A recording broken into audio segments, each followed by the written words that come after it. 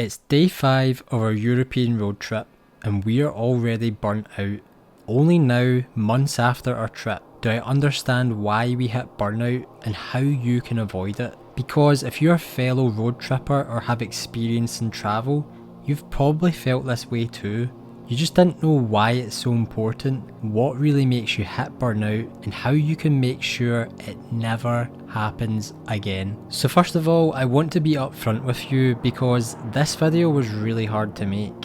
I was actually considering skipping this day entirely, and the reason I was not going to show day 5 of our road trip is because it just wasn't as exciting as the rest of the time we spent in Berlin. The general vibe of this day was just a bit meh. We were feeling pretty low and it was quite tough to watch through and relive it all again. And while that might sound dramatic, it's the truth, because this day just feels off compared to each episode we've shared with you so far. But it doesn't feel right to not share this day, because this is the reality of going on an ambitious road trip. It's not going to be all sunshine and rainbows. And when I spent some time to go deeper and understand why we got burnout, I realised there were actually 3 key lessons we can all learn from in this video, and I've saved the most important for the very end, which you can directly apply to your own travels. But the first key takeaway I discovered is this isn't Instagram, it's real life. Our main goal when documenting our first ever road trip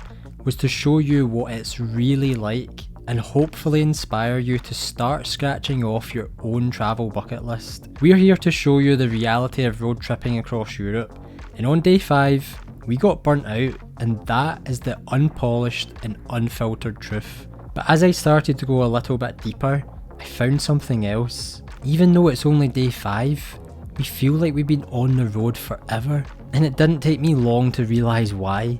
Because if you've been following our journey from day 1, you'll know we've been travelling non-stop. Only 5 days ago we left our home in Scotland, and on our first day of travelling we drove 10 hours to get to the very bottom of England so we could wake up at 5 AM the next day to hop on the Channel Tunnel, which took us straight into mainland Europe. And we didn't stop there, no.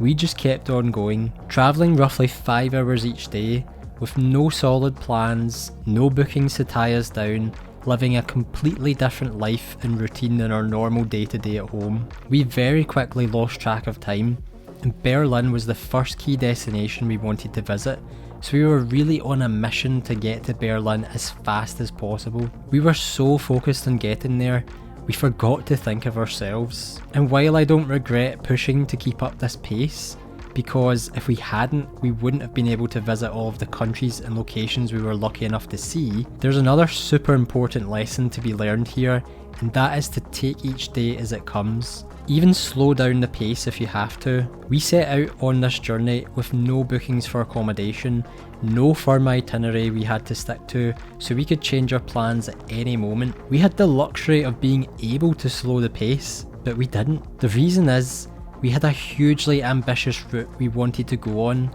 especially for our first time road tripping and camping, which adds a whole load of different complexities to your travel plans. So we knew that because we didn't have any firm commitments apart from our own personal goals, we could just turn around and head home at any moment, which encouraged us to keep going and push on, because deep down we didn't actually think we'd be able to complete the whole trip. It's so easy for the days to merge into one and constantly be looking forward to the next day and the next day when all you're doing is travelling. But the key takeaway we learned is to take each day at a time, listen to your body, and plan rest days in between your travels. Just like you wouldn't go to the gym to work out every day of the week, the same applies to travel.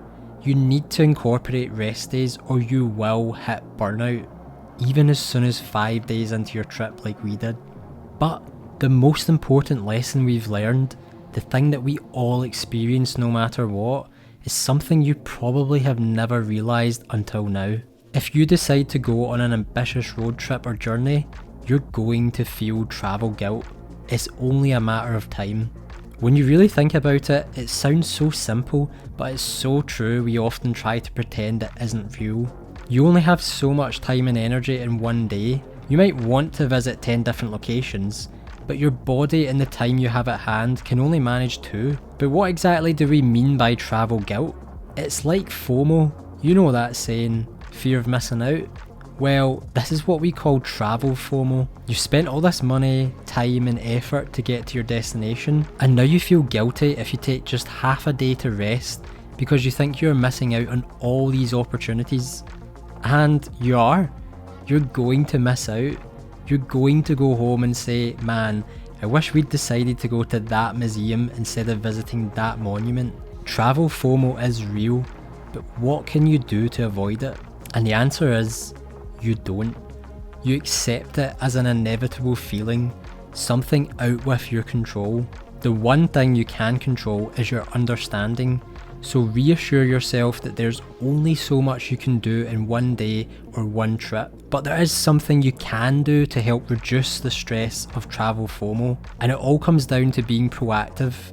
Before you go on your trip, or when you're on a rest day during your travels, look at where you're going and research all of the places you can visit, the history you can immerse yourself in, and the amazing restaurants you can go to. Make a list and begin to prioritise all of the things you can do in advance so you have a bucket list of what you really want to do, because you're going to have so many options, especially if you're in a massive city like Berlin. And honestly, we were overwhelmed at this point.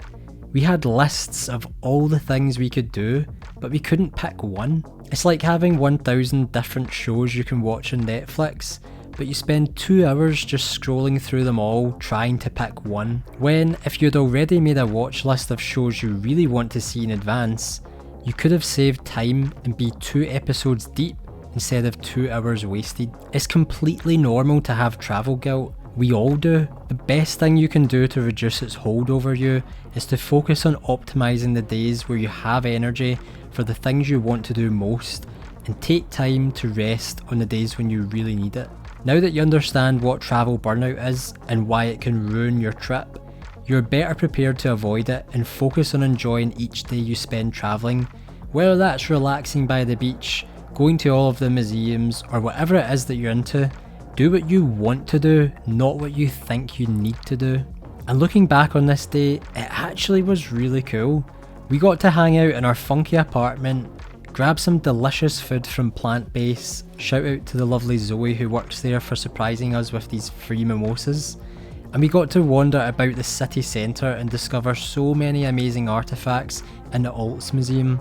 And even though the skies were grey, the rain was falling and we had umbrellas in hand, we still got to enjoy some delicious pizza from Cheers Keys Pizza and meet the lovely owner Michael, who gave us some travel tips for the best lakes to camp at in Italy.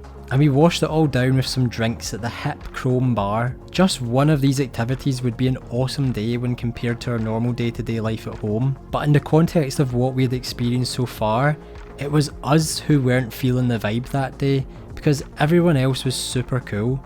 It was our first full day in Berlin and we'd already met some amazing people, like Honey from the Ivy restaurant the previous night, who was kind enough to give us this handwritten note of things to do and places to visit in Berlin.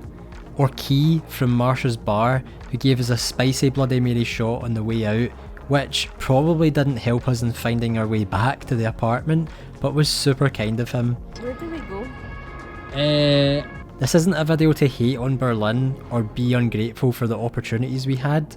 It's just an honest account of how we felt on this day, because we absolutely love this city. And tomorrow, as we hit day 6 of our road trip, we make a full recovery and have a bunch of adventures you won't want to miss. So if you haven't already, hit that subscribe button to be notified when we release the next episode. And as always, thanks for watching, we'll see you on the next one.